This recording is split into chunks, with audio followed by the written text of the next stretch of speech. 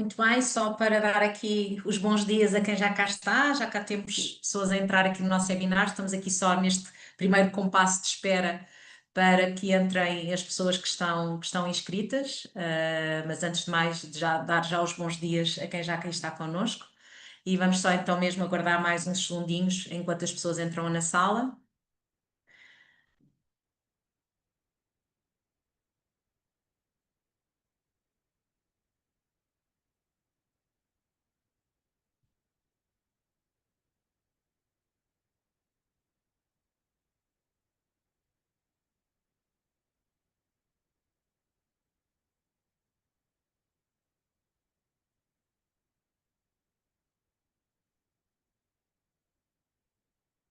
Muito bem, estamos aqui já a estabilizar nas entradas, portanto, provavelmente entrarão depois mais pessoas, mas para mantermos aqui o nosso horário de acordo com o que tínhamos aqui previsto, então eu vou dar início. Antes de mais, renovar os votos de um bom dia para todos e dar aqui também as boas-vindas aos nossos oradores que já estão aqui connosco, o Nuno Oliveira da NBI e a Lívia Piano do SF Collab.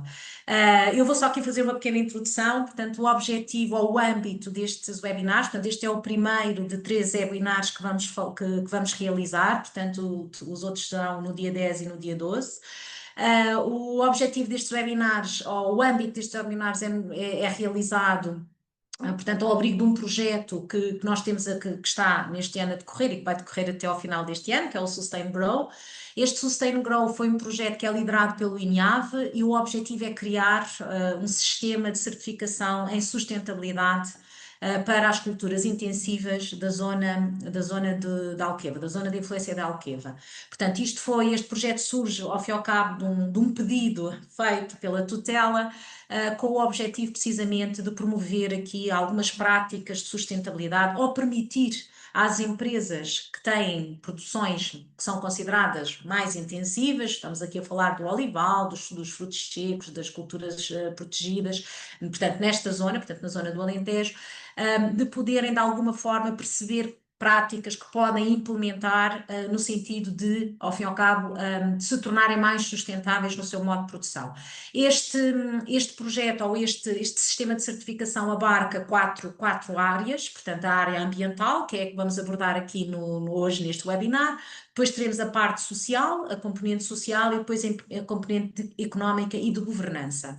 Pronto, o objetivo, como eu disse, portanto, é aqui hoje abordar mais um conjunto de práticas ambientais, muitas delas que algumas empresas já implementam, no sentido precisamente de perceber como é que podemos ir fazendo esta transição ou este caminho ao nível da parte da sustentabilidade. Este projeto torna-se importante não só pelo seu tema central, mas acima de tudo numa altura em que as empresas têm que preparar os seus planos de sustentabilidade, é muito pertinente. E é pertinente também no sentido em que como a Lívia irá apresentar, existe uma plataforma já de base para este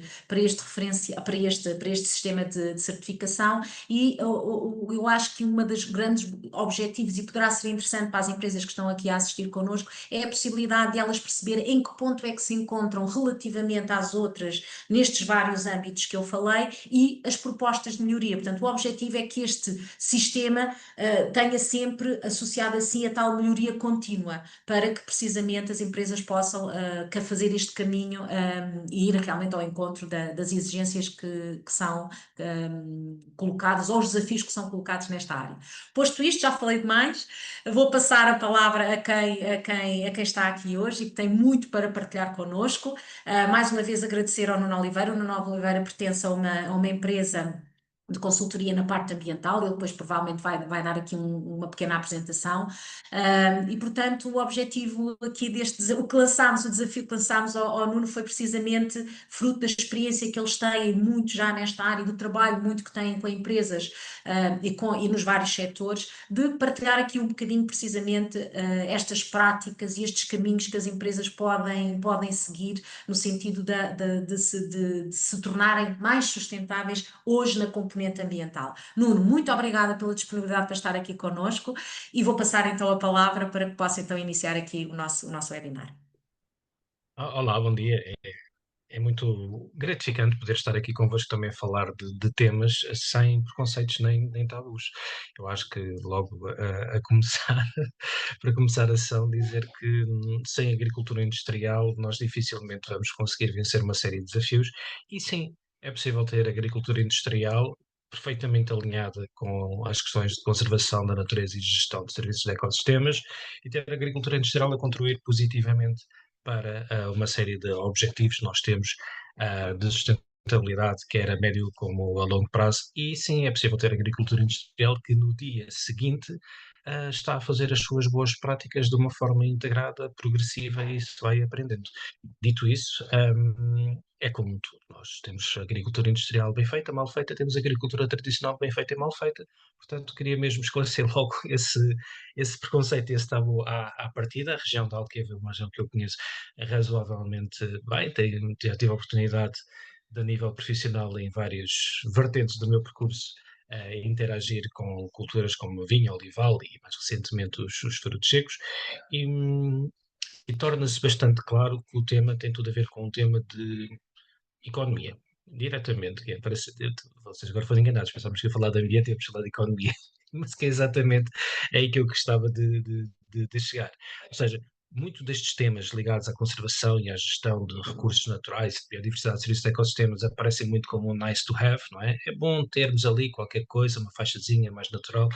Não tem nada a ver com isso. Tem tudo a ver com gestão eficiente, tem tudo a ver com modelos económicos, com modelos operacionais e com fazermos as contas de uma forma mais equilibrada. Ou seja, muitas vezes nós dizemos, ai, mas o que interessa é que está no Excel, e o Excel, em boa verdade, meus caros, falta-lhes linhas e falta colunas no Excel que nós utilizamos. Eu recentemente estive numa conferência internacional em que alguém ligado ao setor financeiro, que é quem vai depois ter que avaliar estas coisas todas, disse uma coisa muito engraçada, que é, nós estamos a tentar fazer agricultura tecnológica, de última geração, mas do ponto de vista contabilístico e da análise económica, continuamos a usar mulas com arados. Portanto, é preciso perceber um bocadinho se de facto queremos vencer estes desafios da sustentabilidade, que são desafios constantes, são progressivos. Alguns têm a ver com o enquadramento em que a própria sociedade está hoje, que não é exatamente como estava há 10 anos atrás, possivelmente não vai ser onde vai estar daqui a 10 anos, mas a verdade é que quando nós falamos em possível, mais nomeadamente em culturas permanentes, nós temos que pensar em ciclos longos. Não? Ninguém consegue pensar um olival de 3 anos, uma vinha a 2 ou um amendoal a 5. Não é? Portanto, as coisas têm que ser pensadas como há um investimento que é feito no território que requer conhecimento, requer tecnologia, mas requer trade-off. E é aqui que as coisas ficam interessantes, que é sempre, e da nossa experiência, sempre que nós trabalhamos natureza e serviços de ecossistemas, sempre, sem uma única exceção, isso tem um impacto positivo nas nossas contas, ou melhor dizendo, nas vossas contas, mais possivelmente, ou seja, nas contas de exploração, quer sejam em custos evitados, como sejam em oportunidades aproveitadas. Ok? Vou agora só partilhar uns slides. Não se assustem com alguns slides, vão ter bastante matéria, têm assim umas tabelas mais pesadas. Eu não vos vou massacrar com o que está dentro das tabelas. Isto vou tentar seguir um racional, uma ideia. Vou tentar explicar e com alguma novidade. Vou tentar trazer também aqui alguma novidade. Se calhar não era bem aquilo que a Carmen pediu, mas vou tentar que seja o mais alinhado possível, porque realmente este tema da certificação ambiental, eu quero acreditar, até pela minha experiência de conhecimento do setor, que a esmagadora maioria das pessoas que estão aqui nesta palestra já tem um nível muito sofisticado, muito avançado de conhecimento de certificação ambiental, então cabe-me a mim também tentar trazer aqui alguns desafios e alguma novidade, né? Spoiler alert, já vão ver mais à frente, mas é possível certificar a biodiversidade, sabiam? Já vos vou explicar como é que isso pode fazer. Muito bem, ok, bora lá. Um, Compartilhar e vamos a isso.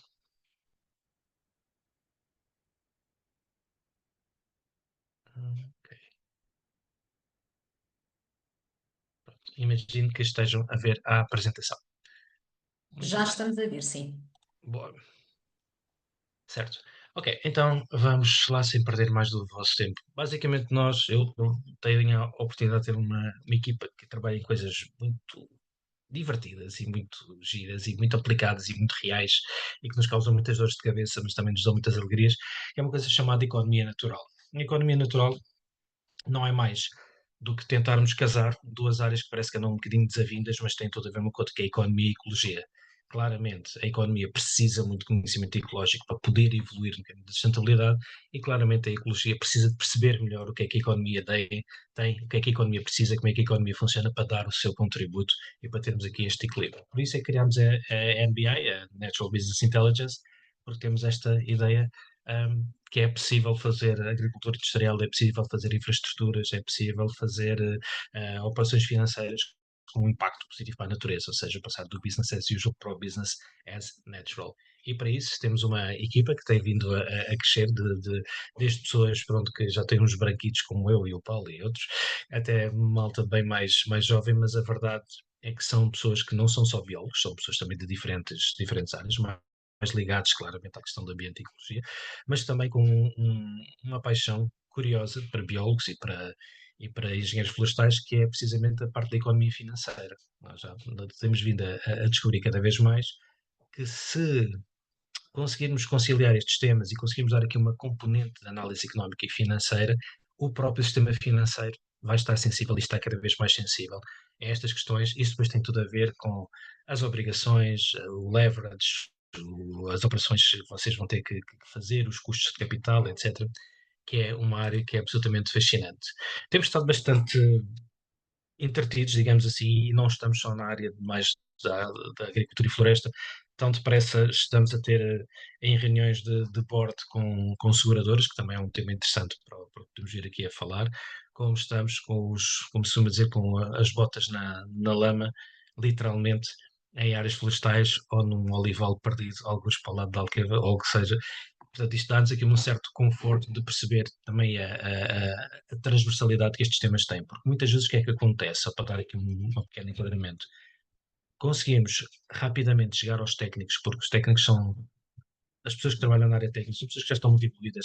Hoje em dia já existe muita formação, quer dizer, em regra geral, qualquer técnico que nós conhecemos no terreno está uns nós acima daquilo que se calhar estavam há uns 15 ou 20 anos atrás, porque as pessoas têm, hoje em dia têm muita capacitação, muita formação, as universidades e os politécnicos também têm feito um trabalho incrível em termos de melhorar os currículos, portanto, cada vez mais encontramos pessoas melhor preparadas. Às vezes há um bocadinho de decalagem entre o técnico e o gestor do negócio, porque o gestor de negócio vive muito pressionado por números, mas como eu vos disse, o Excel não vos está a causar muito boa saúde mental, porque faltam-lhe linhas e colunas, então o P&L, não é aquele númerozinho que aparece no fim, em boa verdade não está a ser devidamente calculado. Então parece que tudo aquilo que nós fazemos em termos de gestão de biodiversidade e gestão de ecossistemas é custo, custo, custo, custo. Falta a linha dos proveitos. E o problema é que é assim, quando nós valoramos em zero aquilo que nos ajuda a ter culturas equilibradas, solos equilibrados, cadeias de valor equilibradas, sempre que lá metemos 1 euro, esse euro é uma despesa. Como aquilo vale mais do que zero? Vamos chegar à conclusão que não sabemos bem calcular o número, mas definitivamente vale mais do que zero. Regulação natural, polinizadores, de serviços de solo, de proteção contra a severidade de incêndios, de regulação de pragas e de auxiliares, vale mais do que zero. Aquilo que a natureza já vale mais do que zero. Portanto, quando nós metemos 1 euro em cima de uma coisa que vale mais do que zero, chama-se isso investimento. E isto muda o jogo. Por isso é que é importante também haver aqui um diálogo muito construtivo, nem só com a componente técnica, mas também muito com a componente de gestão e de administração do próprio negócio, porque é para nós conseguirmos então entender como é que as coisas se desenvolvem. E só para terem aqui uma ideia, estava ontem a falar com um colega minha e pá, tipicamente o que é que as pessoas nos pedem, que perguntas é que nos fazem? Se calhar algumas perguntas também vos fazem vocês, que é, queremos avaliar o valor dos nossos serviços de ecossistemas, água, carbono, biodiversidade, porque isto do carbono não me está a convencer muito, portanto, como é que o carbono pode ser encaixado? Já todos ouvimos falar aqui da quimera do carbono, se fosse tão fácil como por vezes se diz, acho que já estávamos todos, não era? Making rain, não é? Já estamos todos a largar dinheiro com o carbono. Não estamos por uma razão muito simples, mas eu depois explico essa razão mais à frente. Como regenerar o solo, coisas Uhum. importantíssimas. E, ainda esta semana estava a falar com um produtor do Reino Unido e ele estava muito preocupado porque o seu conteúdo de matéria orgânica do solo tinha baixado para 6%. E é aqui que tenho a certeza, não estou-vos a ver, mas certeza que algumas pessoas se riram, tipo, e 6%, coitadinho. Pronto, isto é importante para percebermos que ainda agora saiu a lei europeia para a monitorização dos solos, que é uma coisa muito importante, e lembrem-se, nós vivemos num contexto que as pessoas têm muita dificuldade em perceber o que é necessário para fazer agricultura de alta performance em terrenos como 0,5, 1, 1.2, que já é uma loucura, não é? Já nem sequer sabemos aquilo, já nem sequer sabemos o que fazer a tanta matéria orgânica, portanto temos que ter noção dessas questões também. E neste momento fala-se muito na Regenagri, né, agricultura regenerativa, muito à volta do solo. Lembrem-se que a maior parte das pessoas que estão a falar disso vivem em contextos que não são português, têm muita dificuldade em perceber como é que se faz agricultura regenerativa aqui. Que infraestruturas ecológicas é que fazem mais sentido? Se é as SEBs, se é os bosquetes, se é as zonas úmidas, o que é que vamos fazer? Queremos integrar a natureza na nossa estratégia de marketing? É uma pergunta que também nos calha muita vez. Como é que nós comunicamos? Como é que nós metemos isto? Como é que chegamos ao cliente? Como é que chegamos ao fornecedor? Como é que responde a um PSVA, um programa de sustentabilidade dos vinhos do Alentejo, ou dos azeites, ou algum programa dos frutos secos? Como é que nós conseguimos depois meter isto tudo na parte da comunicação e marketing? Como é que se integram os KPIs do marketing com os KPIs da natureza? Perdão. Como é que eu vou gerir? Cada vez mais temos este problema com as invasoras, restauro das linhas de água e resiliência à seca e ao fogo, que são das invasoras. Nós estamos a trabalhar num projeto em que o produtor, estamos a falar de uma produção também de culturas perenes, também de vinho e olival e agora mais umas coisas novas. E a ideia é, a questão das invasoras está a custar-lhes qualquer coisa como 30 mil euros por ano só de controle e a isso ainda não estamos a juntar os números da perda de produção.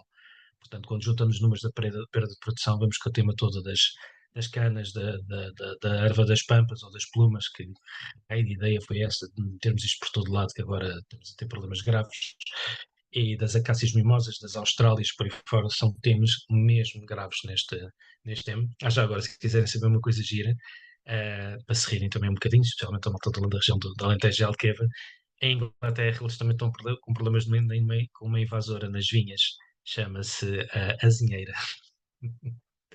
A azinheira é uma invasora linhosa no sul de Inglaterra e está a invadir as vinhas deles. Portanto, isto é curioso. Lá está, e mostra que a biodiversidade é radicalmente diferente do carbono. Portanto, quando nós falamos de sequestro de carbono, eu tanto posso sequestrar carbono em Marmelar, como posso ir para Auckland, vai dar exatamente o mesmo. Quando eu estou a falar de biodiversidade, é muito importante, se calhar, ter azinheiras em Marmelar, mas em Auckland não dá jeito nenhum, porque lá é uma exótica invasora.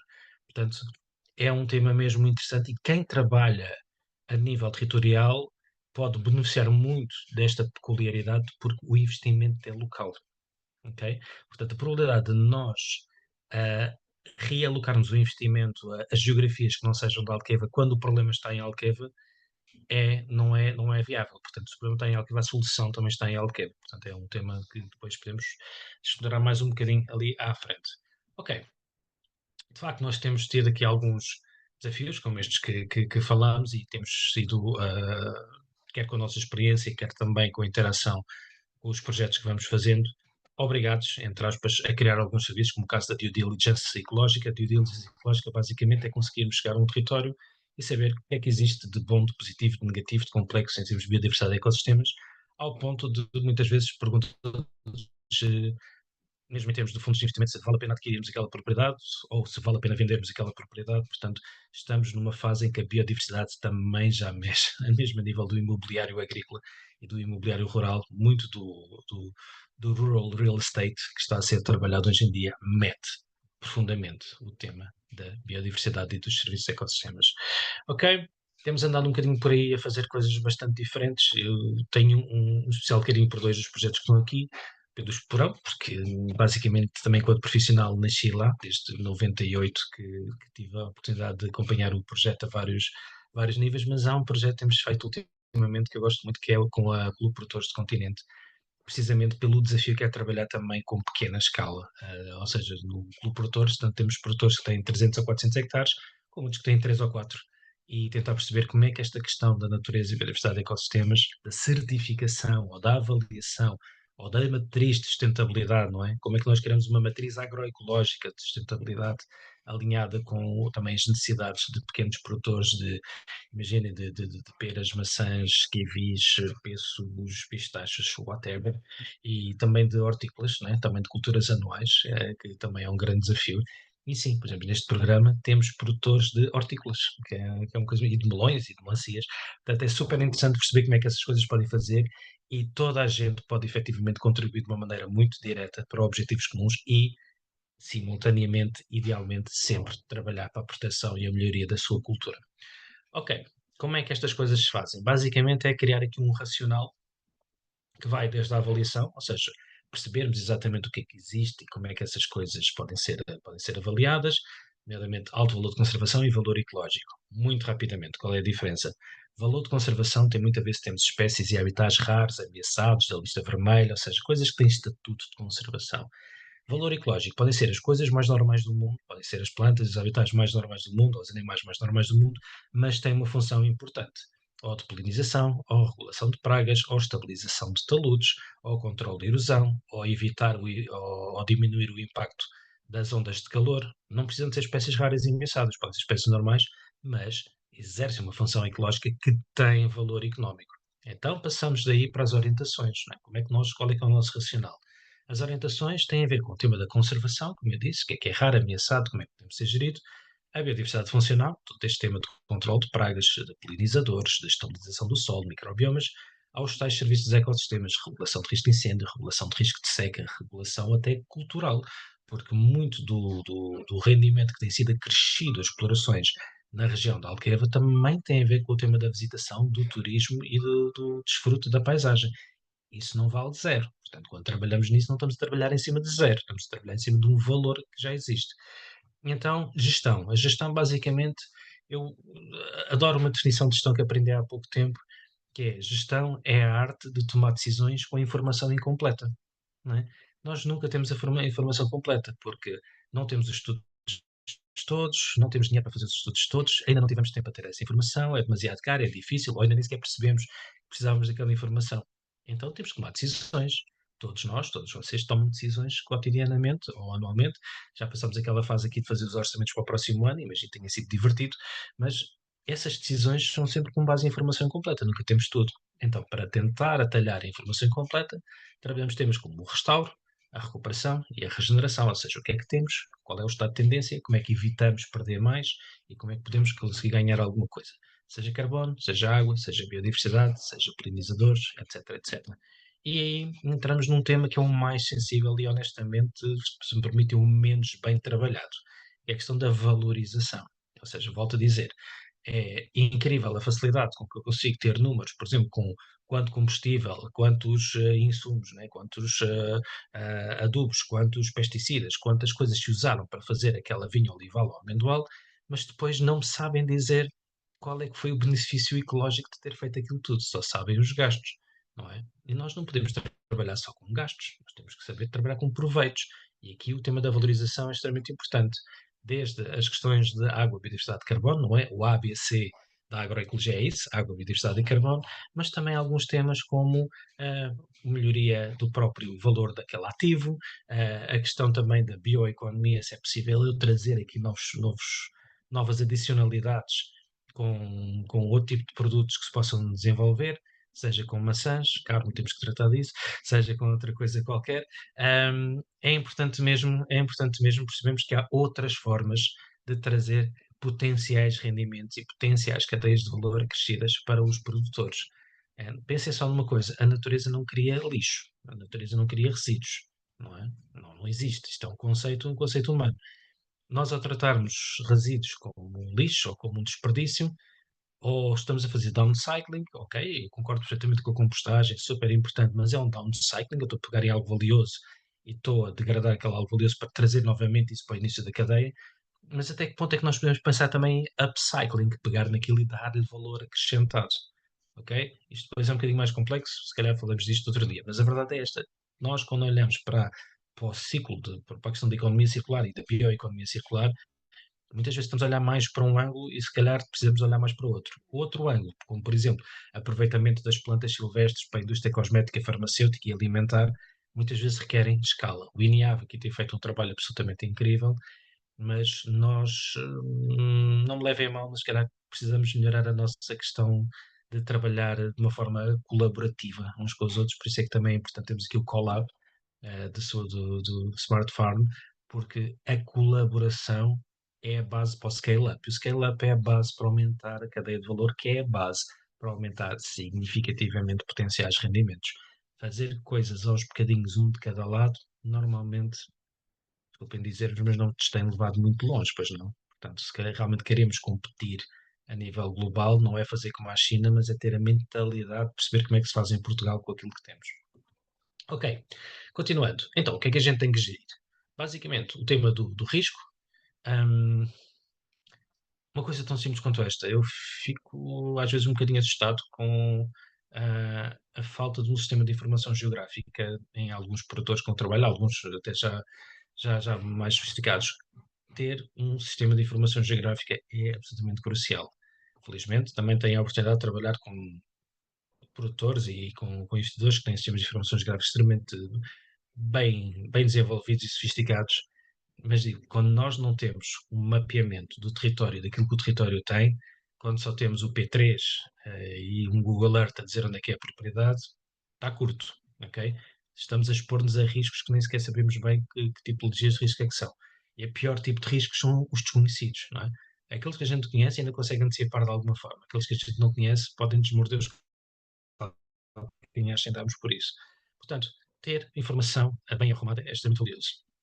Transição, é isso mesmo. Nós estamos numa fase em que temos que lidar com sistemas menos previsíveis, temos que lidar não só com sistemas sociopolíticos também menos previsíveis, mas sabemos que se queremos ter uma cultura, temos que ter uma cultura protegida em termos daquilo que são os seus fatores determinantes. Os seus fatores determinantes é se a cultura se consegue desenvolver, se a planta consegue crescer, se a planta consegue produzir e se a planta está segura.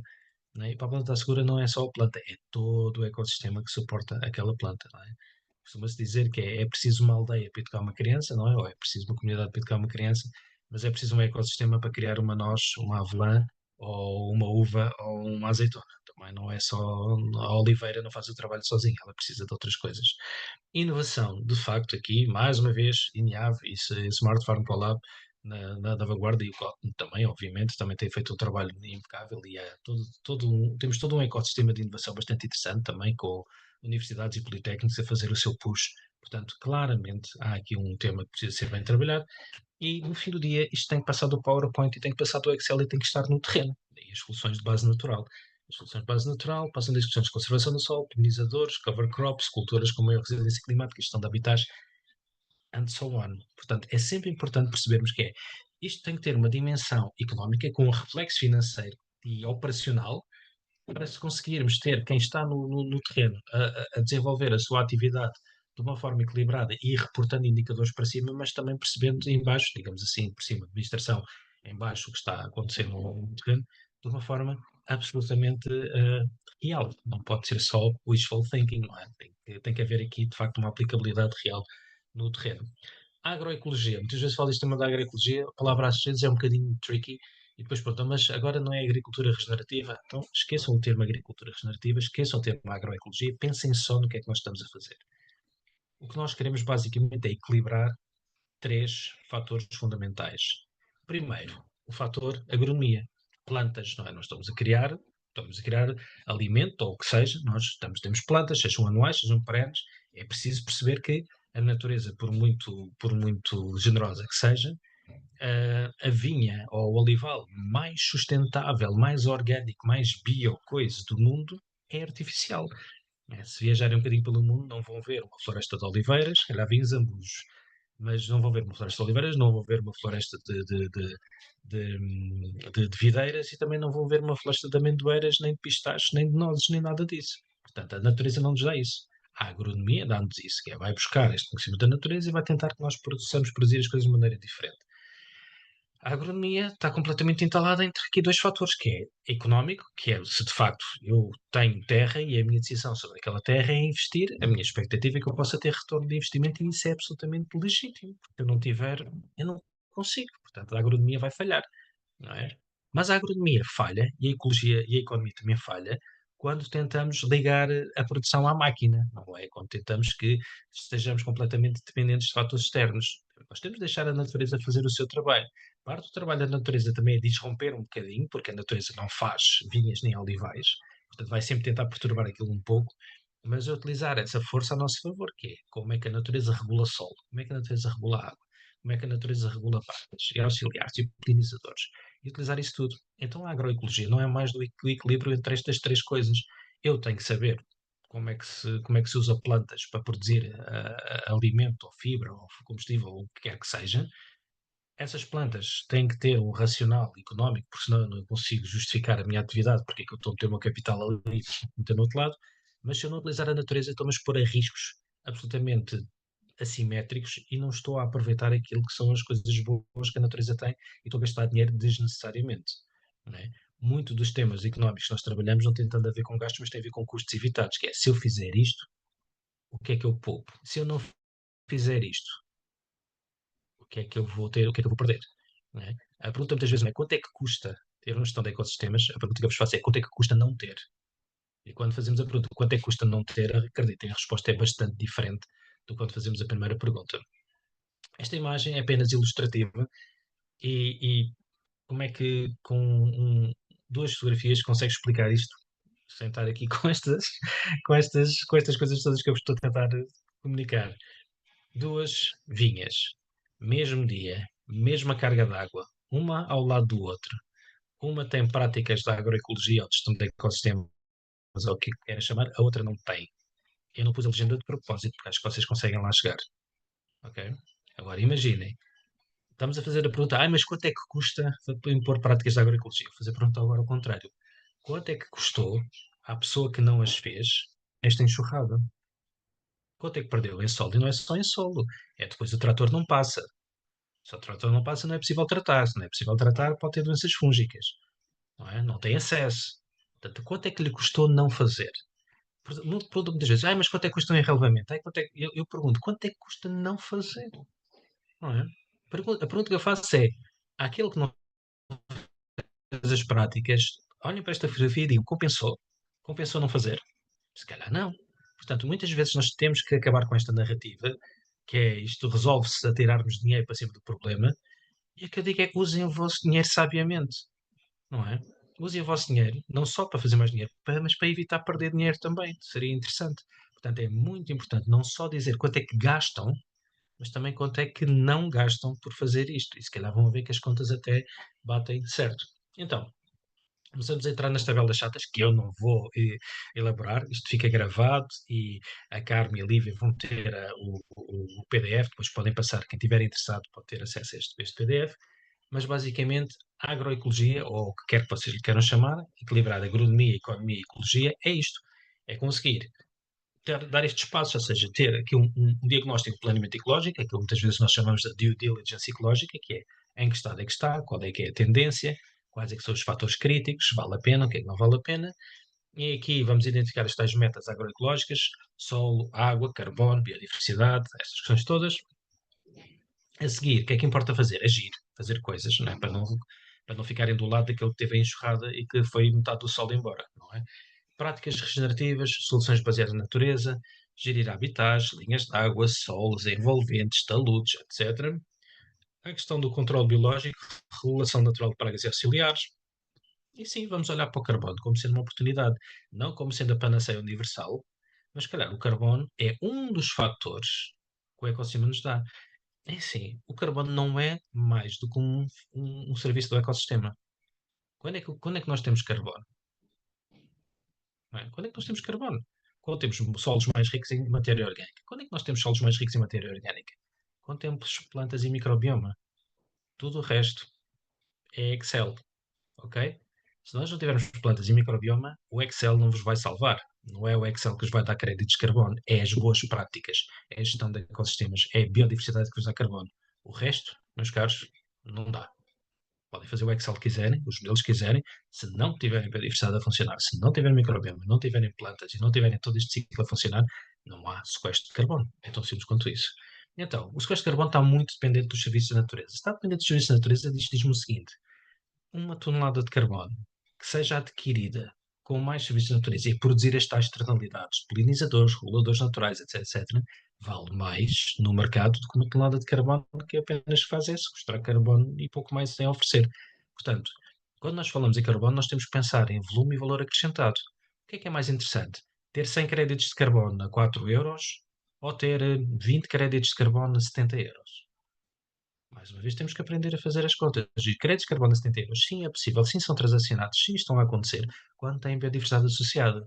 Quando estão associados, porque, por exemplo, um caso que nós conhecemos aí na região, tem uma colónia de abutres negros, ou porque tem linárias, ou porque tem restauro de linhas de água, ou porque tem uma série de coisas, começam a poder ser valorizados nesse sentido. E se calhar não são créditos reais, à data, mas é a valorização do ativo. E a valorização do ativo, quando nós estamos a trabalhar com culturas permanentes, nós temos que pensar a 5, 10, 20 anos, o que é que esse ativo vai dar. E se a oportunidade não está aberta agora, temos que ver quando é que vai abrir. E se calhar mais vale eu trabalhar na valorização do meu ativo à data do que estar aqui a querer despachar o meu ativo à data. Porque o meu ativo à data vale muito pouco e o mercado não reconhece e é frágil. Mas o ativo futuro tem um papel muito interessante. Por isso é que nós fazemos aquelas coisas de calcular os VABs e os VALs, não é? Quando nós calculamos um valor atual líquido ao bruto, nós vamos ao futuro, projetamos o valor, atualizamos ao dia corrente e dizemos qual é que é a valoração da nossa propriedade. Então vamos utilizar essas ferramentas também para gerir biodiversidade e ecossistemas. Os VABs e os VALs não estão só aqui para dizer quantas resmas de azeitona é que vocês produzem, desculpem lá a expressão. Estão aqui também para dizer quantos serviços é que vocês estão a acumular, qual é que é o valor natural que vocês estão a acumular. Ok? E para isso é importante esta coisa do MRV, não é? Se calhar já ouviram falar disto muitas vezes. O MRV é uma das siglas do dia, não é? Junto com muitas outras.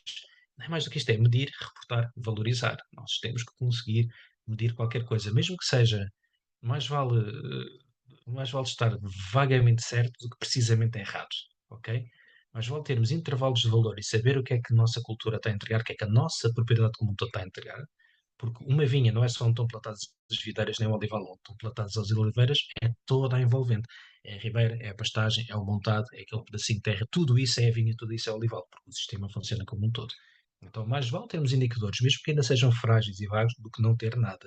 Volto a dizer, o custo da falta de informação é sempre superior ao custo de aquisição de informação. Temos é que conseguir equilibrar qual é que é a nossa disponibilidade para cobrir esse custo. Se for muito caro ter essa informação, se calhar não conseguimos, temos que recuar um bocadinho e ver qual é que é a informação que podemos ter. Basicamente é isto. Foco, planeamento, boas práticas e medir os impactos.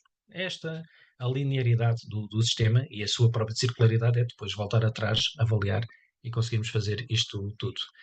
Ter biodiversidade nas culturas pode ser assim uma coisa engraçada, não é? Espero que morangos no sítio certo e a pobre da cobrita também no sítio certo. Acho que o supermercado não é o seu habitat natural, né? Mas isto leva-me aqui a um outro ponto que é nós, por vezes, para conseguirmos comunicar também com as pessoas, sejam os retailers, sejam os compradores dos nossos morangos, azeitonas, azeite ou o que quer que seja, trazer biodiversidade para cima da mesa não é bem isto que está, não é bem isto que está aqui, é uma coisa um bocadinho diferente, digo eu. Então, por isso é que falamos aqui em coisas novas, assim muito rapidamente, como a questão dos créditos de natureza, não é? Como se isto não fosse suficientemente complicado, como se a certificação ambiental não tivesse já mais do que falar, este tipo agora ainda vem falar de créditos de natureza. Porque os créditos de natureza é assim, a maior parte daquilo que vocês produzem são serviços ambientais ou serviços ecológicos que são mais facilmente contabilizáveis enquanto certificação ou crédito de natureza do que propriamente focarem só no tema do carbono. Mas fica o desafio. Então, o que é um raio do crédito da natureza? Não é mais do que uma unidade transacionável que tem a ver com um ganho adicional, verificado, ou com uma perda evitada, ok? Porque evitarmos perda, ou seja, não causar dano desnecessário e evitar perda é tão valioso como acrescentar algo. E isso é uma das maiores fragilidades que os créditos de carbono têm. Os créditos de carbono dizem que o vosso toque à data vale zero, ou quando não vale zero foi internalizado pelo Estado, porque tem a ver com a conta nacional, e vocês não vão ser recuperados, não vão ser ressarcidos se evitarem a vossa perda, só vão ser ressarcidos, só vão ser pagos se criarem uma adicionalidade, ou seja, criarem qualquer coisa em cima do que já têm. Isto faz zero sentido. É a mesma coisa que eu dizer, a vossa conta do banco à data vale zero, só vale aquilo que vocês lá acrescentarem. Vocês dizem, mas isso é tolo. Então pensem nisso no carbono. Como é que não é tolo nós dizemos que todo o trabalho que é feito na gestão agrícola e na gestão agroflorestal vale zero à data e só vale se a gente liberar lá mais algumas árvores. A falta de um critério de adicionalidade ecológica e de perda evitada está a levar a uma enorme fragilidade económica deste mesmo setor e por isso é que não saímos da cepa torta. Não é? Por isso é que ainda não andou. Onde é que estão os créditos de carbono a ser transacionados? Onde é que está o fluxo financeiro? Não está, pois não? Então temos que pensar porque é que não está. Muito deste tema tem a ver com uma linha base, uma baseline bem construída e conseguir criar um sistema rastreável e credível para medir isto tudo, que vai para além da cadeia de valor. Quais as diferenças essenciais entre biodiversidade e carbono? Um crédito de carbono é uma tonelada de CO2 por ano. Um crédito de natureza é um ganho ecológico que pode ser espécies, habitats, funções ecológicas. Ou seja, eu posso ter multifunções no mesmo hectare. Faça essa linha de base. A parte gira é que, de facto, um crédito de natureza tem tudo a ver com a gestão local, com a gestão regional, porque eu, teoricamente, eu posso criar os meus créditos de carbono no Peru, na África do Sul ou na Tasmânia Ocidental. É igual, porque o sistema climático vai funcionar da mesma maneira. Mas não é igual eu compensar ou conseguir criar uma adicionalidade em termos de natureza e biodiversidade aqui no Peru ou na Tasmânia. Não, porque a biodiversidade é relacional. Aquilo que estávamos a falar das azinheiras, não é? Ou seja, eu fazer compensação com azinheiras no Alqueva, ou com sobreiros, ou com outra árvore qualquer nativa, faz sentido. Eu levo essas azinheiras para o sul da Inglaterra ou para a Austrália e tenho um problema com a exótica invasora. Não é? Eu ter o azevinho no norte faz todo o sentido. Eu levo o azevinho para a região dos Grandes Lagos nos Estados Unidos e tenho uma exótica invasora. Já agora, a lampreia também é uma coisa engraçada. Nós cá temos falta dela, nos Grandes Lagos ela é uma praga invasora.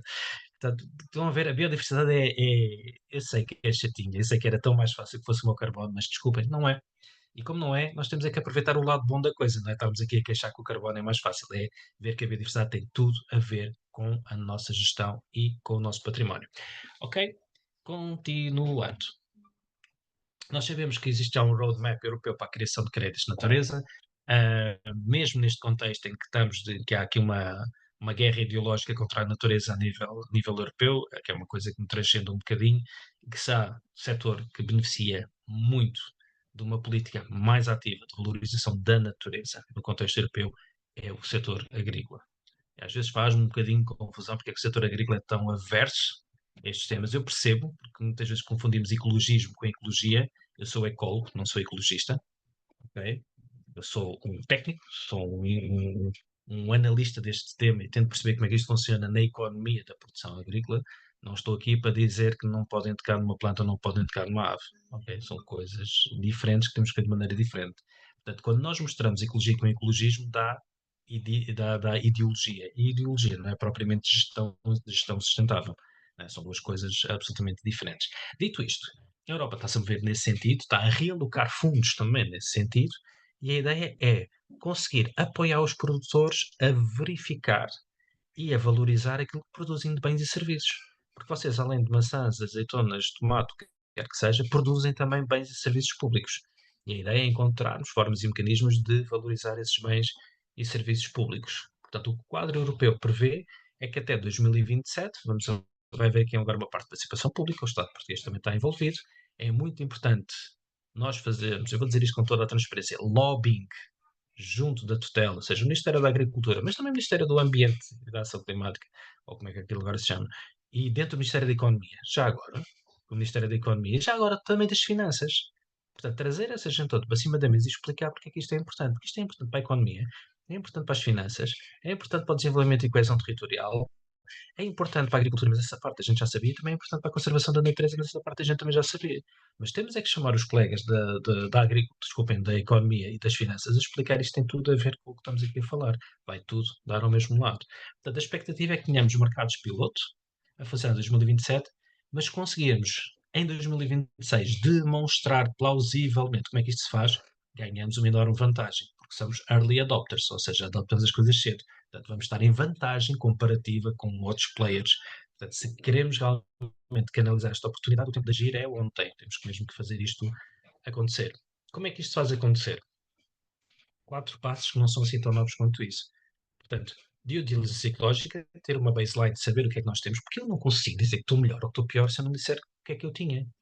Que essa é uma das coisas que parece fácil, mas isto, meus caros, é uma nova geração de instrumentos de gestão. Eu não consigo falar em sustentabilidade se eu não falar em baseline e estado de tendência. Senão eu sou sustentável em que sentido? Eu estou a melhorar o quê? Aham. Eu sei que isto parece básico e por vezes quase que insultuoso eu estar a dizer isto desta maneira, desculpem também aqui o atrevimento, mas é assim, é impossível, impossível, impossível nós queremos chegar aos mercados de natureza, aos mercados de carbono, sem saber exatamente qual é que é o estado onde estamos. Ninguém vos vai pagar por existirem. Esqueçam isso. Mas a probabilidade é que o mercado, o sistema financeiro, a sociedade, vos queira recompensar, vos queira pagar por fazerem melhor ou por evitarem fazer menos dano. Causar menos dano ou causar uma melhoria é um progresso. Para isso, sem baseline, é muito difícil. O resto é queremos melhorar, não é? Aqueles planos estão que é fomentar a melhoria, não sei do quê. Isso é. Olha, estamos na altura dela, das cartas ao Pai Natal. Mas isso não passa precisamente de uma carta de intenções. Se vocês querem sair de uma carta de intenções e passar para a gestão sustentável, para uma gestão estratégica de sustentabilidade, então baseline. Sem baseline, não há avanço. Implementação. É importante fazer as coisas, é importante errar, perceber o que é que se fez, o que é que não se fez, é importante partir para o terreno, ouvir os técnicos, ouvir os técnicos, perceber muito bem o que é que se está a fazer, ouvir os diretores financeiros, ouvir o gestor e ouvir o proprietário para ele perceber, para percebermos também quais é que são as necessidades da empresa e conseguir causar aqui as duas coisas. Medir o impacto. Mais vale métricas imperfeitas do que tentar adivinhar o que é que está a acontecer. É muito importante ter um SIG, é muito importante ter os sistemas a funcionar, é muito importante sabermos o que é que vamos avaliar, olhar para o nosso budget, saber qual é que é a nossa capacidade, mas temos que conseguir avaliar dentro do que é possível. E depois então avançar para a tal potencial certificação que um dia pode vir a dar créditos ou que nos pode dar vantagem no mercado. Isto é importante, quer para termos relações, se calhar, business to business com outras empresas de outros setores, como para integrar isto na cadeia de valor, porque somos exportadores, a maior parte das empresas que estamos aqui a falar são empresas exportadoras, mas também para aceder a financiamento. Todos nós precisamos de sistema financeiro, todos nós precisamos de operações financeiras, todos nós precisamos de cash flow, portanto, se esse dinheiro for mais barato, melhor. Como é que esse dinheiro é mais barato? Conseguindo entregar aos bancos aquilo que os bancos também precisam de reportar. Muito esse também tem a ver com o clima e a natureza. Nós, quando temos indicadores de clima e natureza, o que estamos a fazer é aumentar a nossa probabilidade de ter dinheiro mais barato. E ter dinheiro mais barato é conseguir investir, é conseguir diferenciar, é conseguir competir, é conseguir inovar. Portanto, faz todo sentido. Hipóteses para fazer já isto. Nós já começamos a trabalhar com o Instituto Life Global, que está sediado em Curitiba, mas trabalha a nível internacional e já trabalham nisto há muitos anos. E já existem mesmo a possibilidade de certificarmos biodiversidade e de virmos a criar créditos para a diversidade. Isto não é um dia vai acontecer, é no mercado internacional isto está a acontecer e já há transição de créditos. Vocês perguntam qual é que é o volume? Ainda é baixinho, mas sabem qual é que é a diferença? É maior do que zero. Há pouco tempo era zero. Agora já é maior do que zero. Como é que as coisas se fazem? Passo a passo. Então é mesmo isto, é conseguirmos ter indicadores de gestão, definir qual é que é o impacto que nós temos e qual é que é a dependência que nós temos da natureza e perceber como é que podemos criar o tal desempenho positivo para a biodiversidade. Os indicadores, muitos deles são indicadores que nós já conhecemos, isto está aqui muito pensado também para outro tipo de ecossistemas, nós agora estamos a tentar adaptar isto também um bocadinho para os ecossistemas europeus e ibéricos, mas a questão é sempre esta, como é que se vai analisar para certificar a biodiversidade? A composição, genética, populações, comunidades, espécies, estrutura, paisagem, cadeia trófica, habitat e função. Portanto, é sempre a lógica é sempre a mesma. As três perguntas é quem é que lá está, onde é que está e a fazer o quê? Se conseguirmos responder estas três perguntas, temos tudo o que tem a ver com biodiversidade a ser trabalhado. Quem é que lá está? Espécies, mesmo que a gente não saiba quais é que são as espécies, ter uma ideia do que é que pode ser a diversidade.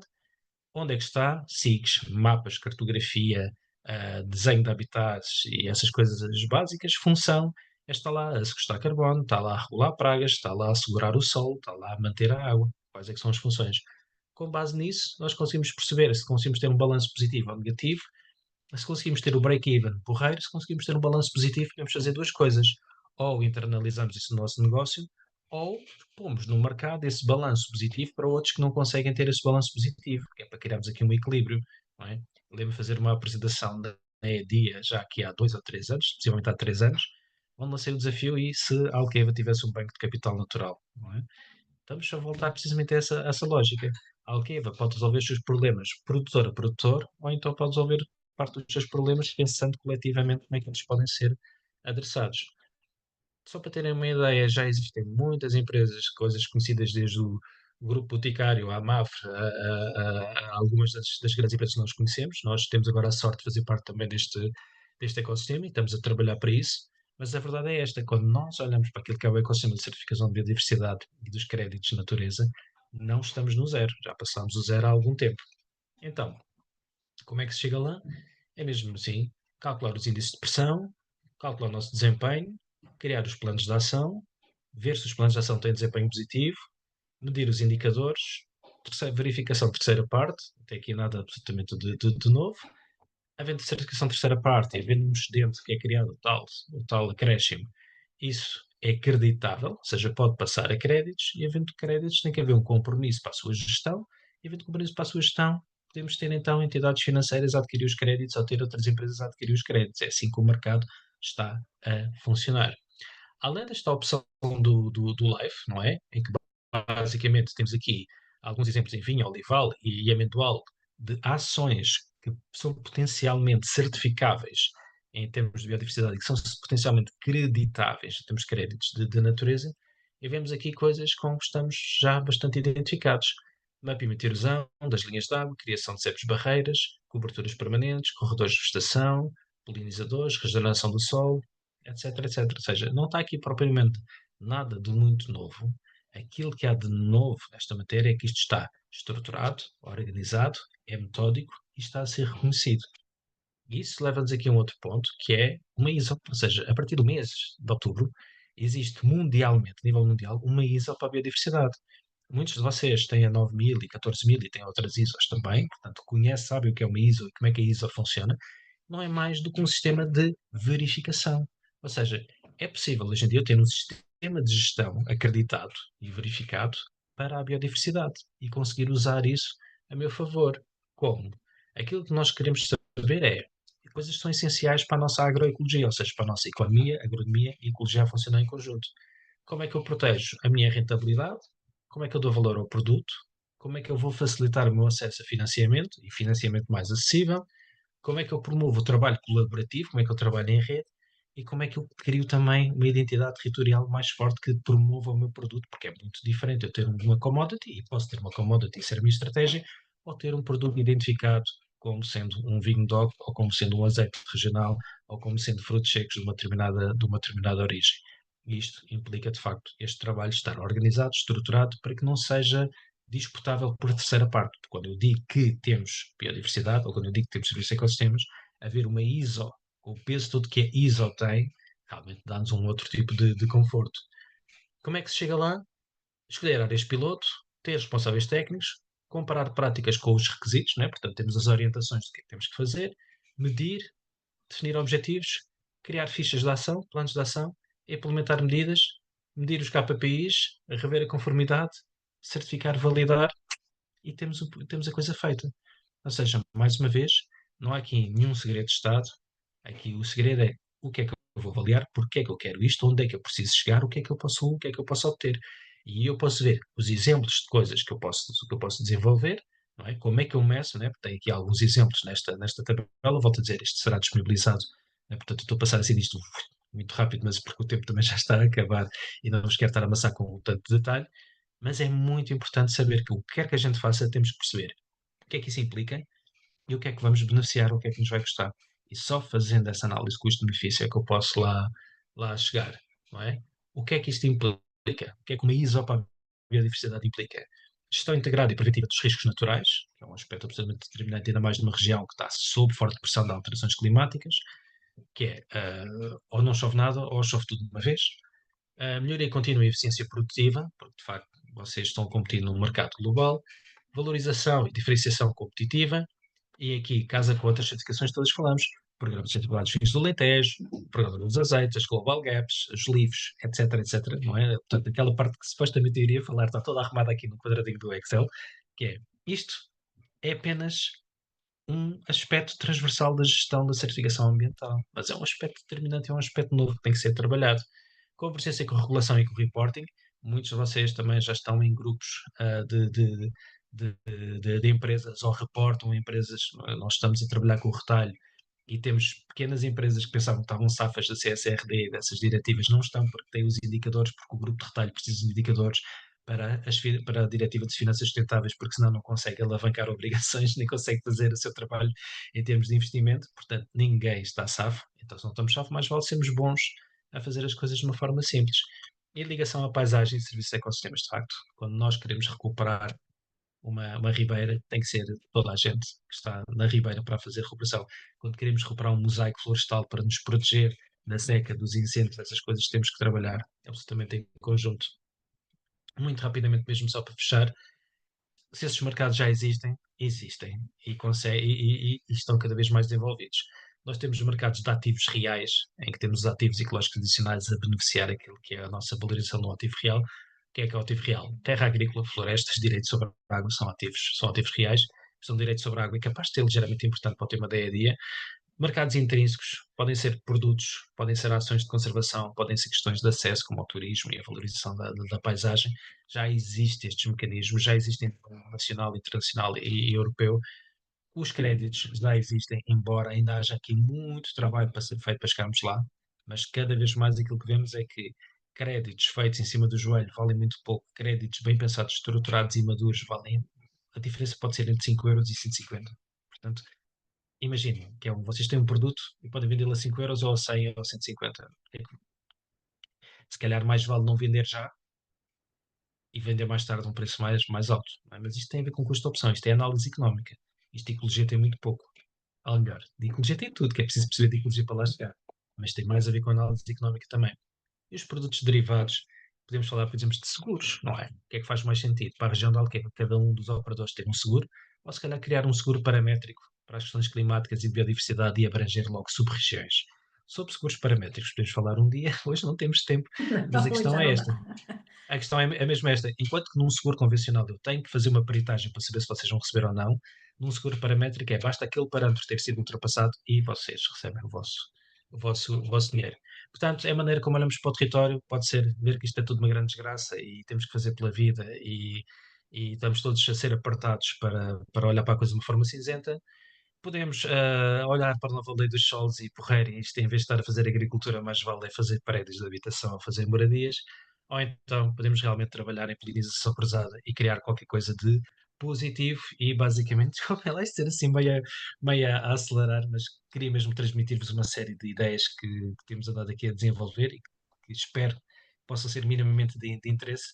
E, Carmo, Lívia, desculpem se me atrasei um bocadinho, mas Não, não, não pronto, foi basicamente ótimo. era isto que eu gostava de vos Não, transmitir. foi ótimo. Bem, trouxeste foi imensa informação realmente, e, portanto, ainda bem que vai ficar gravado e que vamos poder disponibilizar. Eu acho que as áreas todas elas se cruzam muito e acho que pelo menos aquilo daqui nós levamos é que e pode e é um ganho nós apostarmos nestas questões, não é? Não só pelo ganho ambiental em si, mas até económico. Portanto, eu acho que isso é bastante interessante, esta visão, porque muitas vezes a gente realmente olha muito para isto como um custo e a gente tem que começar a olhar mais pelo ganho que vamos ter e que é significativo. E esta abordagem ao ambiente, eu não posso deixar de dizer, os agrónomos e os ambientalistas, os agrónomos e o ambiente, nós não temos nada contra isso. Nós não gostamos é da forma como os ambientalistas nos veem, não é? Eu sempre pensei Porque que eu tentei separar aqui a coisa. exatamente, exatamente. Às vezes não somos nós, nós às vezes reagimos. Aliás, o setor agrícola tem esta algo que tem que mudar, é que tem que deixar de ser reativo para ser ativo, não é? Até nestas questões. E, portanto, nós reagimos sempre, não é? E, se calhar esta abordagem também nos pode levar precisamente a esta mudança para a proatividade, até nestas áreas, e aliás, especialmente nestas Estamos áreas. destinados a criar simbiose e a trabalhar juntos, não é? Exatamente, exatamente. E é Bem, normal que haja visões complementares, mas há uma coisa muito importante que é nós temos que sair um bocadinho deste clima que é estás comigo ou estás contra mim, não é? E não, temos que ter um clima, exatamente, não, clima mais colaborativo e exatamente. perceber que visões diferentes criam riqueza, não criam Riqueza, divisão, criam exatamente. É na riqueza. diversidade, mais uma vez, é na diversidade que todos crescemos e que todos ganhamos, não é? Portanto, até nas opiniões e precisamente. Bem, eu vou É. passar e depois já vou abrir aqui espaço para algumas questões, já temos aqui uma pelo menos, mas vou dar aqui a palavra à Lívia então para nos fazer aqui a ligação à nossa plataforma e depois então abrimos então depois aqui o espaço para algumas questões. Lívia, força. Ok. Então, deixa eu me partilhar tudo. Ah, agora. Primeiro, assim, obrigada, Carmen, obrigada, Nuno. Foi. Agora eu tô fulminada de ideias e coisas a pensar. Deixa eu me concentrar aqui no que eu vim falar hoje, mas é basicamente mostrar mais uma das ferramentas. Vocês estão vendo aqui a Sim. apresentação, pronto. O Sustain Growth surgiu para ser também uma ferramenta em busca de avaliar a sustentabilidade das explorações, especialmente foi um desafio que a tutela propôs ao consórcio, né? E aqui não posso deixar de falar que ele foi... O que a gente espera com o Sustain Grow? É basicamente criar um sistema de certificação de intensificação sustentável nas 4 vertentes ambiental, econômica, de governança e social. Um sistema que centralizasse essas informações, mas, claro, a gente foi beber do que já existia, ou seja, a construção desse referencial de sustentabilidade se baseou num benchmarking do que já existia de outras certificações, e a ideia aqui não foi tentar repetir o que já existia, abraçar o que já existia e propor alguns indicadores diferenciados, especialmente aquilo que são os indicadores quantitativos, exatamente. Mas basicamente a ideia de ir apanhar de outras fontes é para que os indicadores propostos no Sustain e Grow eles fossem também reconhecidos, que facilitasse a recolha das informações e também enquadrados em outros reportes. Pronto. Aqui está a estrutura dos indicadores que foi concebida no Sustain e Grow. São um conjunto alargado de indicadores. Quando eu falo sobre isso, o número assusta, mas não é a ideia, não é assustar, é também mostrar que eles estão alinhados, o que o Nuno falou muito, muito bem. Falou muito de biodiversidade, mas não só. Falou de água também, de solo, gases de efeito estufa ou carbono. Ou seja, os indicadores do Sustain e Grow buscam abarcar todas essas vertentes do que a gente considera o ambiental. Aqui está uma lista extensa delas, fica aqui para análise futura, né? Os indicadores sociais foram um desafio muito específico proposto, especialmente em relação ao trabalho, força de trabalho terceirizada. Então, existem indicadores específicos para tentar abarcar essas perguntas. E os indicadores econômicos de governança. Aproveito aqui para dizer que hoje o webinar está dedicado ao tema ambiental, mas nós vamos ter outros dedicados especialmente ao econômico, governança e ao social. Deixo aqui o convite também. Então, o que são esses indicadores? Bem, são indicadores qualitativos, ou seja, aquele que a gente responde com sim ou não e não se aplica. Os quantitativos é onde a gente teve um esforço maior na tentativa de criar perguntas que nos pudessem guiar, e essas perguntas ter uma classificação, por exemplo, qual a porcentagem de serviços do ecossistema, uma porcentagem informada, e a partir disso a pontuação ela vai de 0 a 3, ou seja, existe uma parametrização em cima dos quantitativos. Alguns a gente já conseguia fazer uma classificação, ou seja, 1% é bom, 5% é ótimo, mais de 10% é muito bom. Outros, a gente ainda precisa, para fazer uma classificação, a gente ainda precisa recolher a informação, é o que a gente chama de indicadores de recolha de informação. Tudo isso para quê? Para parametrizar, para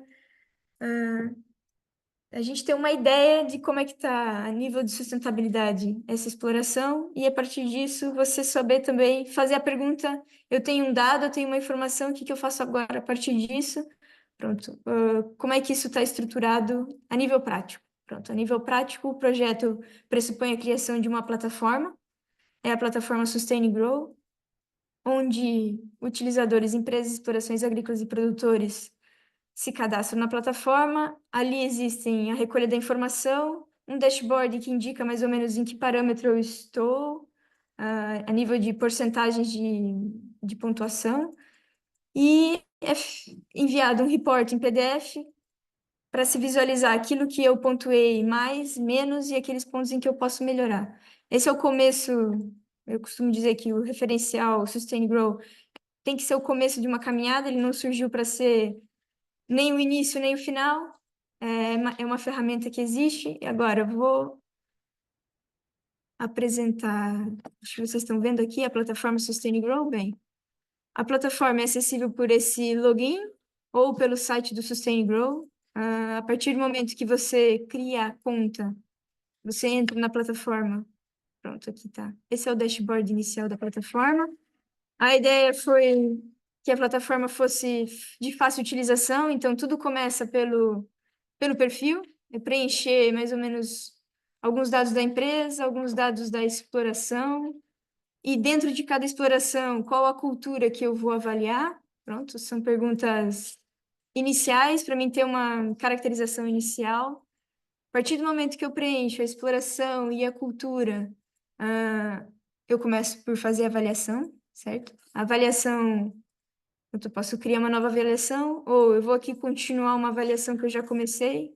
Estou dando um exemplo aqui de pequenos frutos. Bem, O projeto buscou enquadrar culturas intensivas abertas, por exemplo, o olival, o amendoal, o abacate, entre outras culturas que sejam produzidas ao ar livre, e também perguntas específicas para as culturas intensivas, seja horticultura, seja fruticultura, em meio protegido. Por isso, o perfil inicial direciona as perguntas que são aplicadas para um ou para outro. No caso aqui, eu tenho uma ideia do que seria uma exploração de pequenos frutos de framboesa, e existe uma diferenciação já de perguntas que eventualmente existam em outros indicadores. A ideia também é que quem já tem um certificado Global Gap e atingiu as pontuações do Global Gap, ao informar para o Sustain Grow, essas perguntas são automaticamente respondidas. Pronto. A ideia é que no futuro, quem já tem uma certificação não tem que repetir as perguntas. Pronto. Aqui a pergunta se repete, existe um campo de informação e sim ou não. Perguntas abertas. Pronto. Como é que isso se reflete ao final? Pronto. Existe a lista de indicadores está aqui. Ao final, quando você submete a avaliação, aqui no dashboard é possível consultar mais ou menos em que parâmetro eu fiquei da minha avaliação. Isso é baseado por exemplo, se eu tenho 200 indicadores e o máximo de pontuação obtida podem ser 400, e eu respondi 70 no social, 50 no ambiental, isso é parametrizado em uma classe de A, B, C ou D, e o PDF do report, vamos ver se aparece, pronto. Esse PDF é gerado automaticamente, ele me dá o score de cada um dos indicadores que eu fui a responder. Por exemplo, se eu tenho qual a porcentagem de área de ecossistema protegido, se eu tenho 50%, eu atingi o score máximo. Isso baseado numa classificação e uma documentação de apoio que depois pode nos indicar, ok, como é que eu melhoro esse score ou como é que eu posso fazer para melhorar ele. É mais ou menos isso. Aqui também a gente pode voltar a editar uma certificação pendente. E já não me alongo mais, quero só agradecer e acho que abrir um momento para as perguntas. Deixo aqui também o agradecimento ao consórcio todo, seja o INIAV, o Cotton, o ISQ, a EDIA, também os produtores que estão envolvidos no projeto, que, querendo ou não, forneceram dados e a base de dados e a experiência e a interação para que a gente pudesse construir aquilo que faz mais sentido ou menos sentido. E é isso. Bem, eu só queria, obrigada, Lívia, mostrarmos aqui a parte ambiental, porque depois nos outros teremos a oportunidade de mostrar os outros pilares. Eu queria só apenas desafiar as pessoas a irem à plataforma, ao site do Sustain Grow, porque nós temos a decorrer um inquérito que chamamos de estudo de mercado, onde que deve ser respondido por produtores, pelo público em geral, um bocadinho para recolhermos aqui a importância, ou pelo menos percebermos a percepção que as pessoas têm sobre a importância desta questão da certificação de sustentabilidade. Portanto, basta escrever Sustain Grow, vocês entram diretamente no site e logo no site é logo o que aparece, é a questão do estudo de mercado. Portanto, eu desafio todos os participantes que estão aqui, até para perceberem um bocadinho mais, a irem lá e desafiar-vos também a responder ao inquérito, uma vez que também é ao fim e ao cabo um resultado que nós queremos também apresentar no âmbito do projeto. Posto isto, temos aqui 3 questões, vamos abrir então aqui o debate. Eu desafio a quem ainda não pôs as questões a pôr. Eu tenho aqui já 3 questões, aliás, vocês podem utilizar aqui o question and answer para colocarem a vossa questão por escrito. Se algum de vós quiser expor a questão em viva voz, basta levantarem a vossa mão que eu vou tentar dar-vos depois aqui voz, dando-vos aqui voz. Pronto, a primeira questão foi logo colocada logo no início da apresentação do Nuno, que é o Nuno gostaria de responder. Pronto, então, se tem agrónomos na empresa. Nuno. Por acaso agora não, mas já tive, mas foi assim, Oh, mas nada contra, pelo contrário, espero voltar a ter em breve, porque a ideia mesmo é trabalhar em rede, mas trabalhamos com agrónomos todos os dias que estão do lado daí, não é desse exatamente. lado, e nós vemos isto mesmo como uma atitude muito, muito colaborativa. Mas dito isto, à data, não posso dizer que tenho, mas nada contra e já tive. Muito bem. Temos aqui uma outra questão da Ana Raquel que questiona como é que está a ser compatibilizada a produção agrícola mais intensiva com a promoção da biodiversidade, quais os indicadores e estruturas biológicas mais usados na valorização da biodiversidade nestes produtores? Queres dar aqui algo mais chega, Nuno? Sim, basicamente o tema da biodiversidade é sempre tratado a dois níveis, com perdas evitadas e ganhos potenciais. Há os quick wins, normalmente nestes sistemas da agricultura intensiva, industrial, são tipicamente o que tem a ver com a cobertura do solo, ou seja, trabalharmos em relevamentos naturais, semi-naturais, a questão da recuperação e restauro de linhas de água, porque muitas vezes foi tudo deito quando se fez a instalação. Um dos produtores de frutos secos onde nós trabalhamos disse, eu gostei imenso da abertura da primeira reunião que tivemos, que foi eles instalaram cerca de 400 hectares e o diretor-geral disse assim, eu acho que fomos um bocadinho brutos, se calhar podíamos ter feito melhor. Acho que isto é a atitude certa, às vezes não é por mal, às vezes é mesmo assim, nós vamos atrás também dos consultores e do Excel que nos diz maravilhas, mas o Excel esconde muita coisa. E depois, quando queremos recuperar, os custos de recuperação são sempre superiores aos custos de salvaguarda. Portanto, tudo o que tem a ver com linhas de água, zonas úmidas, áreas para polinizadores. Depois, no Alentejo, faz muito sentido também estar na questão das grasslands, das pastagens, das zonas temporárias, são muito importantes para o equilíbrio também das culturas, porque isso depois também vai trazer enriquecimento a nível dos solos e a nível dos serviços de controle e gestão dos ecossistemas, nomeadamente tudo o que tem a ver com pragas auxiliares e tudo o que tem a ver com a regulação dos maiores riscos também de alterações climáticas e impacto das alterações climáticas. Portanto, há alguns quick fixes, não é? Algumas coisas rápidas que se podem fazer, tipicamente CEPs, enrolvamentos e não estragar, se calhar, algumas coisas que nós já temos, porque a sua recuperação é cara.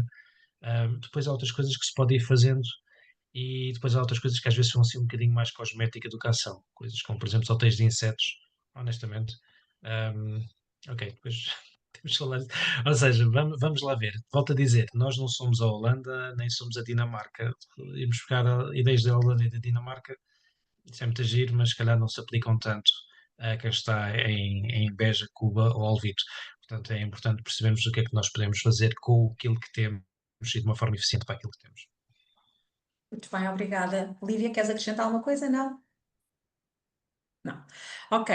Não. O José, que é o nosso coordenador de projeto, deixa aqui mais uma vez o desafio para ir para a questão do inquérito que está ao estudo de mercado que temos no site, e já agora eu dou aqui uma informação. Portanto, ele é dirigido quer aos vários intervenientes, produtores, técnicos, consultores, associações cooperativas, consumidores, exportadores, portanto, qualquer pessoa pode responder. E, portanto, mais uma vez, fica aqui o desafio para essa resposta.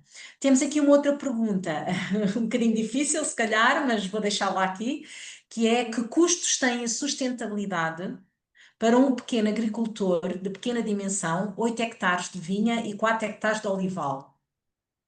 O que é que nós podemos responder? Então, a resposta é relativamente simples e direta, sem estar a fazer aqui grandes exercícios. O custo, acima de tudo, é o tempo que neste caso o produtor tem que perder, tem que investir para conseguir perceber o que se está a fazer está alinhado com as necessidades de ter uma produção sustentável. Esse é o maior custo. O custo é disponibilidade, mentalidade e disponibilidade para agir. Muitos desses custos são amortizados logo quando internamente conseguimos fazer aquilo que tem que ser feito e começamos a amortizar os custos também quando vemos as despesas que estávamos a fazer e não precisamos. Um exemplo. Quinta de Ventoselo, no Douro. Eu sei que é o Douro, mas é um exemplo prático do que estamos a falar. Quando nós começamos a trabalhar com eles, a primeira coisa que nós sugerimos podiam estar a dar serviços de ecossistemas. Estão a pôr herbicidas em áreas de que estão a ter é cada vez mais exóticas e invasores porque estão a destruir a flora nativa. Falar de dezenas de vinha que subitamente reduziram os custos de herbicida em 60%. Ora bem, Muito bem, eu percebo a pergunta e perguntei. O verdadeiro custo é a disponibilidade que nós temos que ter para analisar as coisas de uma forma diferente. muito bem. Excelente. E a última questão que para já temos aqui é mais relativa ao Sustain Growth, se a ferramenta Sustain Goal pode ser usada para qualquer exploração do país ou mais localizada no Alentejo. Lívia. O projeto iniciou a concepção para focar muito no perímetro do Alqueva, no perímetro de Rega do Mira e também no Algarve, especialmente pelas culturas. Agora, eu, olhando para o projeto, a forma como eu vejo e os indicadores como eu vejo é que pode ser aplicado para não Exatamente. só as culturas amendoal, olival, os pequenos frutos, a horticultura, o abacate, mas outras culturas também. Eventualmente podem ter perguntas específicas que a gente não abrangeu, mas no meu olhar, ela pode ser utilizada transversalmente. Só para complementar, é isso mesmo, e nós, quando tivemos na construção dos indicadores, nós quisemos abarcar o máximo de situações possíveis que vão muito para além daquilo que já está na região, e por isso é que também é importante a vossa resposta a este estudo de mercado que está a decorrer, porque isso pode nos permitir também ajustar e contemplar, lá está, aquilo que a Lívia estava a dizer, se calhar outras situações. Portanto, ou seja, ela está focada aqui, mas o objetivo é que ela depois possa ser utilizada para outras realidades e para o máximo de culturas possíveis. Portanto, basicamente é esse também o nosso propósito. Muito bem, estas eram as questões que tínhamos. Eu não sei se há mais alguma questão que temos aqui mais uma, entretanto, mais duas, ótimo. Aqui do André, aqui do nosso colega do SF Colab, que com a experiência e exemplos que a NBI tem tido, estará o mercado pronto e interessado em pagar o valor deste investimento? Eu adoro essa pergunta. É work in progress, ou seja, eu trabalhei bastante com o tema na altura, plano de sustentabilidade dos vinhos do Alentejo. E na altura falava-se muito de vale a pena estarmos a fazer isto? Será que o mercado vai reconhecer e por aí fora? Meus caros, o mercado reconheceu. O mercado reconheceu e o mercado funcionou. Quando nós estamos numa fase inicial do mercado, nós temos que ter aqui, eu sei que é difícil o que eu vou dizer, mas temos que ter aqui alguma resiliência e alguma paciência. O mercado está a começar a funcionar, está a dar os primeiros passos, está a reconhecer. Nós vemos isso, por exemplo, ao trabalhar com impact investment, ou seja, com fundos de impacto que estão a investir também na região e que estão a adquirir terra para fazer agricultura regenerativa e fazer áreas de conservação. Eles neste momento já estão a conseguir valorizar aqueles ativos, que é um dos objetivos dos fundos de investimento, é pegar na terra, melhorá-la, pô-la a produzir, ter as áreas de conservação e ter um exit a 8 a 10 anos. Esse é um exemplo do mercado a funcionar. Outros exemplos do mercado a funcionar é todo este potencial que existe de já há procura por créditos de biodiversidade, mas ainda não há oferta. E depois, do outro lado, há tentativas de oferta, mas que não estão alinhadas com a procura. Um dos trabalhos que nós temos que fazer aqui é agilizar esses mecanismos de mercado, porque temos que fazer aquele match entre quem tem para vender e quem tem para procurar. É importante sensibilizar alguns dos setores que nós temos que precisam de fazer ajuste de contas, digamos assim, de biodiversidade, com aqueles que de facto podem ser os produtores de peras, maçãs, uvas, azeitonas e biodiversidade e terem esse produto também no mercado. Dito isto, já está a acontecer, já existem exemplos disso estar a suceder. Se são milhares de exemplos, não, ainda não são, mas também não são zero, e há pouco tempo eram zero. Portanto, desculpem lá a conversa um bocadinho redundante, mas é isto que eu quero mesmo ficar. Estamos no início de algo, e quando estamos no início de algo, há uma teoria muito gira, que é a teoria do Field of Dreams, o campo dos sonhos, que é baseada num filme fleirito com o Kevin Costner dos anos 90, e que basicamente o tipo bate com a cabeça, e ele vive lá no Midwest dos Estados Unidos, que aquilo é só milho, milho, milho, e ele sonha em fazer um campo de beisebol. E toda a gente pergunta, mas isto está a bater com a cabeça, não está bom, quer fazer um campo de beisebol aqui? Ele diz, não, tem que fazer um campo de beisebol para os melhores jogadores do mundo virem jogar beisebol por aqui, para o meio do nada. E ele tinha aquele sonho e estava sempre a sonhar com uma frase que era: If you build it, they will come. Se construís, eles vêm. Se construís, eles vêm. If you build it, they will come. Pronto, resultado. Spoiler alert, não viram o filme também, não é assim grande coisa, mas a teoria é gira. Ele constrói o campo e é uma notícia tão estranha para tanto mundo que os melhores jogadores de beisebol do mundo vêm de facto fazer Ficaram um jogo curiosos. de beisebol no meio do nada e aquilo torna-se um sítio super famoso. Isto foi baseado numa história verdadeira. Portanto, lá está. Nós temos que construir se queremos que as coisas aconteçam. Estamos só a para que algo aconteça. O que acontece é que temos sempre quem já está à frente da curva e se vai aproveitar do primeiro cash flow do mercado. Se nós queremos ir ao primeiro cash flow do mercado, temos que fazer o trabalho de casa. Exatamente. Muito bem, mais uma questão. Eu ia acrescentar e comunicar, né? Comunicar aquilo que estamos É, fazendo. Esse é o segredo para também que o mercado se interesse. É isso. Exatamente. Facts before fiction, não é? Sempre apresentar alguns factos antes de começarmos a entrar na ficção. Exato. Muito bem. A última questão que nós temos aqui para já é relativa aos incentivos. Que incentivos públicos financeiros existem para a promoção da lei do restauro da natureza em Portugal? Não sei se alguém quer acrescentar, eu não tenho. Posso ajudar? Estamos à espera, ou seja, há um compromisso por parte do Ministério do Ambiente, de alinhamento com a lei do restauro, e estamos à espera que os incentivos públicos sejam falados, mas já existe o pacote financeiro para o seu apoio. Falta agora ser regulado e ser comunicado que será em 2026, isso é o que está na agenda. Portanto, 2025 foi o ano da preparação, o ano do alinhamento, 2026 vão ser comunicados. Portanto, a expectativa é ninguém espera milagres aqui, mas que haja alguns incentivos fora daquilo que é o quadro comum, especificamente para implementar o restauro da natureza. Qual vai ser o volume? Adorava saber, acreditem que adorava saber, que era para poder também ajudar mais gente, mas ainda não sabemos. Muito bem, Nuno, excelente, muito bem. Nós até agora não temos mais. Chegou mais uma. Pronto. É. Então ainda temos aqui 5 minutinhos, portanto vamos ainda aceitar esta e eventualmente outra. Na opinião do Nuno, qual o potencial dos créditos de natureza, qual o potencial dos créditos de natureza promoverem uma transição agroecológica da agricultura de pequena escala em zonas menos favorecidas, muitas vezes fustigadas pelos incêndios? Poderão ser uma oportunidade para o território? Claramente, eu aqui combinava, sem tabus nem preconceitos, o carbono com a natureza, precisamente porque é precisamente para conseguir valorizar ambos os dois simultaneamente ao mesmo tempo. Relativamente à agricultura de pequena escala, há aqui uma questão que é importante, que a natureza consegue responder que o carbono não consegue, que é o carbono precisa de escala, eu preciso de área, eu preciso de ter área para ter volume, para ter carbono, para compensar aquilo que estou a fazer. Natureza funciona um bocadinho melhor nesse aspecto, ou seja, em áreas pequenas, se eu tiver coisas realmente únicas, espécies raras, ameaçadas, habitats únicos por aí fora, tem um grande valor acrescentado. Por exemplo, eu ter um charco temporário de meio hectare é uma coisa muito boa e é uma coisa muito valiosa. E com carbono não consigo fazer nada com aquilo, e se calhar com a natureza posso vir a conseguir. Anyway, uh, reforço a ideia da cooperação, porque dois pequenos proprietários é melhor do que um pequeno proprietário e 17 é melhor do que dois. Portanto, se queremos realmente ter aqui uma economia de escala, ou seja, se não queremos estar a. Quer dizer, pode ser interessante ter mais 300 euros por ano, mas se calhar é mais interessante todos juntos dar qualquer coisa em cada um, e que afinal se calhar conseguimos ter 1000 euros por ano.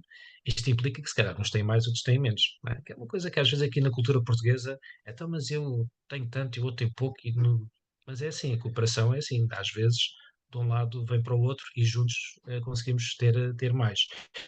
Isto dizer que, de facto, trabalhar carbono e natureza em conjunto pode fazer mais sentido.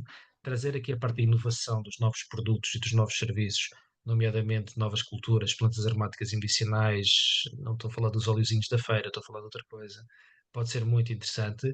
Falar também com os municípios e com as SIM pode ser uma maneira também de lá chegar. As CCDR também podem ser uma maneira de lá chegar, mas pensem como é que conseguem fazer escala, não propriamente abdicando da vossa propriedade nem vendendo a vossa propriedade, mas fazendo acordos de cooperação ou de mutual services.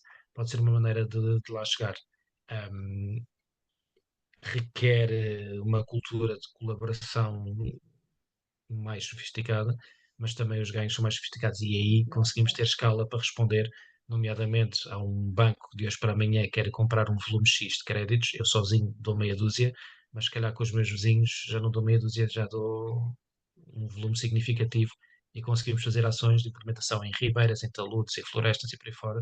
Se calhar um a um andamos ali a gastar dinheiro a limpar a floresta daqui para ali e se calhar em conjunto conseguimos fazer coisas porque ainda por cima depois passam lá redes elétricas, as redes elétricas também têm que fazer controle de vegetação, depois a autoestrada também está ao pé. É importante pensarmos em escala, ou seja, não, eu percebo perfeitamente o drama de ter uma propriedade pequena, especialmente na zona cêntrica, aquilo pode ser bastante complexo, mas se mais do mesmo não dá, temos que ter um bocadinho aqui o atrevimento também de ver um bocadinho para além disso e explorar as opções, porque lá está, aí sim vale a pena olhar para as Holandas, para as Dinamarcas, para as Alemanhas e por aí fora, porque muitos dos problemas que eles resolveram, na Áustria temos problemas com, a Áustria tem vinha, não, tem, não é propriamente como nós, mas tem alguma vinha. Eles têm propriedade muito pequena na Áustria, tipicamente aquilo é viticultura de montanha. Portanto, o que é que eles fizeram? Associaram-se todos, criaram esquemas regionais e conseguiram distribuir os dividendos. mas para isso foi preciso ultrapassar a barreira cultural e não é assim tão diferente da nossa. É apenas um exemplo.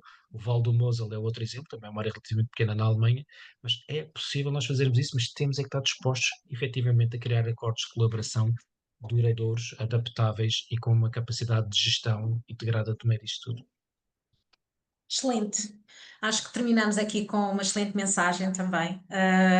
Resta-me imenso agradecer a disponibilidade de todos, das pessoas que estiveram aqui a assistir e que se mantiveram desde o início, que foi ótimo, ao excelente contributo do Nuno, que trouxe aqui realmente assuntos que são oportunidades, são excelentes oportunidades e acho que nós temos que começar a olhar muito para isto realmente também como oportunidade. E agradecer à Lívia pela disponibilidade de fazer aqui a representação do nosso consórcio e da nossa plataforma. E pronto, e convidar-vos então para o próximo webinar, que será já dia 10. E portanto, espero contar com todos novamente. Nuno, muito obrigada pela disponibilidade e estamos sempre disponíveis Já também para mando o colaborar. PDF já de seguida. Ok, obrigadíssima. Disponibilizaremos, exatamente, assim como a Ok. gravação também. Muito obrigada a todos e um resto Obrigada. de sexta-feira e um bom fim de semana. Muito obrigada. Obrigada, Bom final Carmen. de semana a Obrigada, Nuno. todos. Bom fim de Adeus, semana. obrigado, até breve.